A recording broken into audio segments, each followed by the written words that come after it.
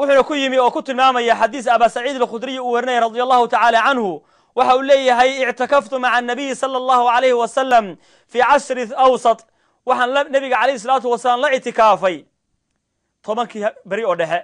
tobankii habeen oo dhexe ee ramadaanka ayaa nabiga alayhi salatu wa sallam la i'tikaafay tobankii habeen oo dhexe i'tikaafku waxa la yiraahdo qofku mukthu fil masjid weeyaan masaajid qofku nagaado oo ilaahay subhanahu wa ta'ala cibaadadiisa oo masaajid ku hayo ذكر الله سبحانه وتعالى تلاوة القرآن قفك وضه صلاة التكناية وسنقفك بحينه إلهي سبحانه وتعالى أعباد السنة مدة معينة أم ساعدين نقون كرتا هبين نقون كرتا وحير بين نقون كرتا ما كان النبي هبين كي توانك بهبين رح يسيبان لا اعتكاف بير هبين النبي يروح يرادنا يتوانك على ليلة القدر أيها يرادنا النبي عليه الصلاة والسلام نبي يقول صباح مرك هبين كي لباتنات بصباح مركو صباح يقول النبي عليه الصلاة والسلام إني رأيت ليلة القدر ثم أنسيتها أو نسيتها وحليت سي أنا جبويري هبيك ليلة القدر قابل ليت سي وأنا إلا أموال إلا وسيي نبي والله شيء هبين كاسو يبالغيري لكن النبي عليه الصلاة والسلام أبو إلا وي أموال إلا وسيي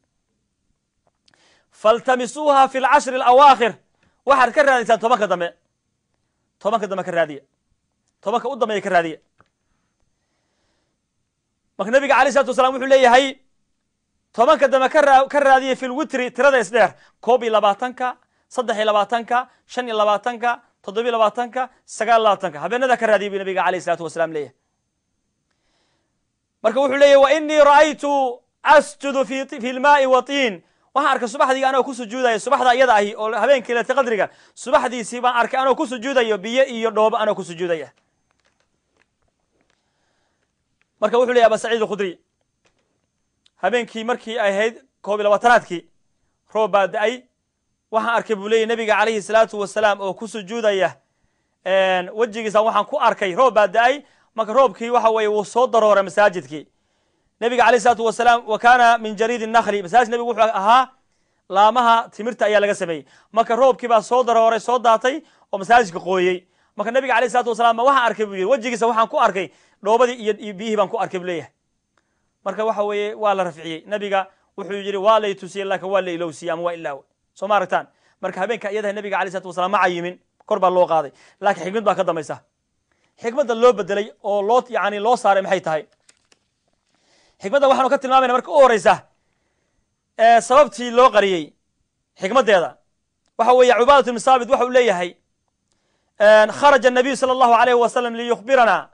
ليلة القدر نبي عليه الصلاة والسلام بان نوصو بحي سوء نوغو ورمو هبين كان ليلة القدر قال له يقانو نبي عليه الصلاة والسلام بان صو بحي سوء نوغو ورمو نوشيغو هبين كان ليلة القدر قال له يقانو مركو نبي عليه الصلاة والسلام وصو بحي وبناك سوء هذي فتلاحى رجلان من المسلمين بس النبي عليه الصلاة والسلام بوحو أركي اللبان إنه مسلمين أو دودا يبو أركي النبي عليه الصلاة والسلام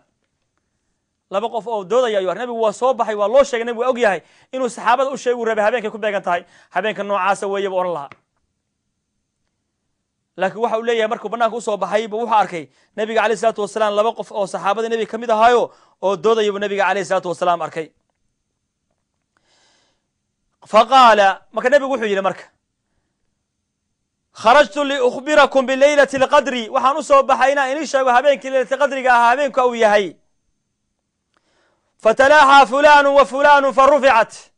واحد دودي هبل با دودي اسقبسدي oo nabi ku leexday soo maslaxo ama hawsha u dhameeyo فرفعت wala kor qaaday nabiga kaleey salaam uu garan way marka maalinteed laakiin markii hore wuxuu soo baxay inuu dadka u sheego maalintu waxay tahay laakiin labada qof buu arkay oo dooday waana ku leexday nabiga kaleey salaam wa asa an yakuna khayran lakum waxa laga yaabaa inay khayr inay tahay qarinta la qariyay inay khayr inay tahay baa laga yaabaa maxay tahay marka xigmada ka dambaysa khayr inay tahay laga yaabaa waxa imaam Bayhaqi leeyahay imaam Bayhaqi waxa uu tilmaamaya uu leeyahay nabiga kaleey salaatu wasalaam markuu oray inuu sheego rabay laakiin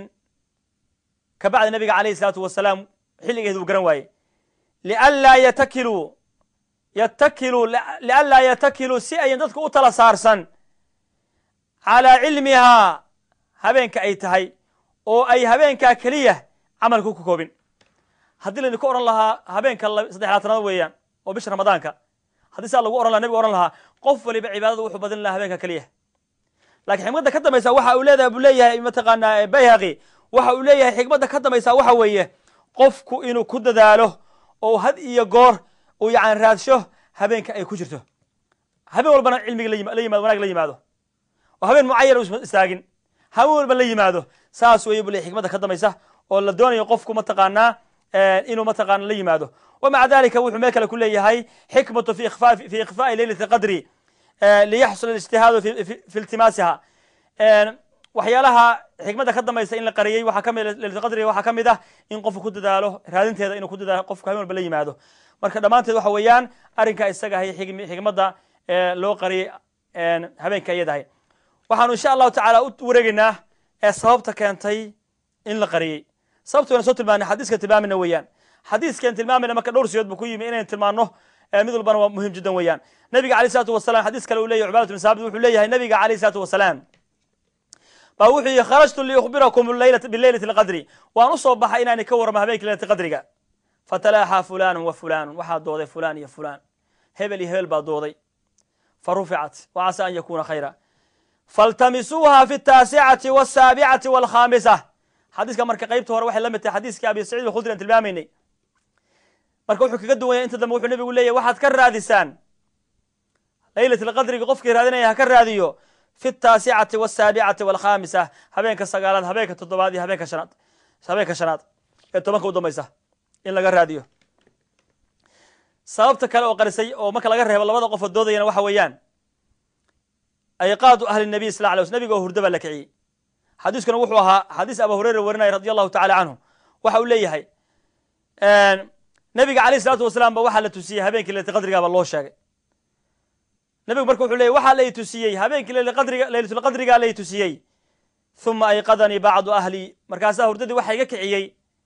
reerkayga xaaskayga mid ka mid a baa i kicisay fanasiituhaa waan ilaawey xadiisku hore wuxuu leeyay laba qof oo doodaya ma arkay waa la ilowsiiyey kana waxa uu leeyahay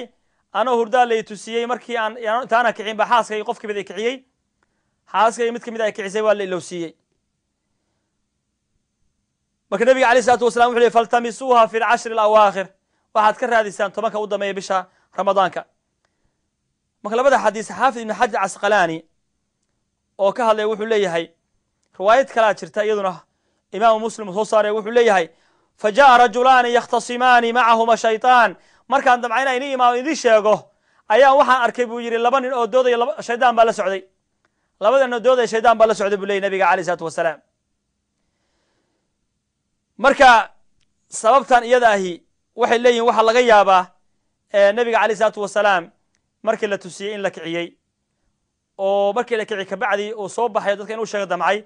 markuu soo baxayn labadaa nin ay mataqaanaa jidka ay kula kulmeen nabiga alay slam saana loo kor qaaday marka sababtaasi ahayd sababta nabiga alayh isalaatu wasalaam looga qariyey oo aan loo tusin waxaa kaloo jira xadiis kale oo mursal ah oo saciid ibn musayib warinayo uu soo saaray cabdirazaq fi musanafihi waxa uu leeyahay nabiga alayh isalaatu wasalaam baa wuxuu yidhi alaa ukhbirukum bileylati alqadri miyaana inii sheegin habeenka leylati qadriga loo yaqaano qaaluu balaa markaase waxay rasuulka ilahi noo sheeg uma qaala nabigu wuxuu yidhi laqad qultu lakum wa ana aclamuha waa idiin sheeg yani hadda ka hor baa inuu ku yidhi anugu anoo aqoon u leh uma kabacdi unsiita waa la ilowsiye bu yidhi nabiga alayh isalaatu wasalaam marka iyada xadiiska damaan tilmaamayno oo mursalka oo saciid ibn musayib warinayo oo yani waa taabici weeyaan lakin cabdirazaq oo fi musanafi kusoo saarayo xadiiska isaga ahay nabiga alayh isalaatu wasalaam yani ma sheegin sababta loo ilowsiiyey iyo waxa loo qariyay nabiga alayh isalaatu wasalaam ma aanu sheegin marka arrinkaa isaga ahay waxa weeyaan sababaha loo qariyo weeyaan marka waxaa jira calaamadaha la doonayo in la ogaado habeenkaas leylatu qadriga calaamadu leeyahay calaamadaha uu leeyahna waxa weeyaan waxaa noo soo koobaya oo noo sheegaya xadiis uu warinayo ubay ibni kacbi ma warinaya radi allahu tacala canhu waxa uu leeyahay waxaa lagu yidhi ubay ibni kacb waxaa lagu yidhi ana cabdullahi bn mascuud yaquul ubay ibni kacb waa qaarigii xilligii nabiga alay isalaatu wasalaam marka ubay ibni kacba waxaa lagu yidhi cabdullahi bn mascuud ba wuxuu yidhi man qaama sana qofkii sanadka dhan istaagoo tukada sanadka dhan habeenka dhan tukanaya sanadka dhammaantiis qofkii istaagoo tukanaya asaaba leylata alqadri qofka isaga ahay leylata qadriga wuu helaya waa ijtihaad ula yimi weeyaan qofkii habeen walba sanadkaa tukada ramadaan walaa kayrih ramadaan iyo kayrkiisba qofka tukada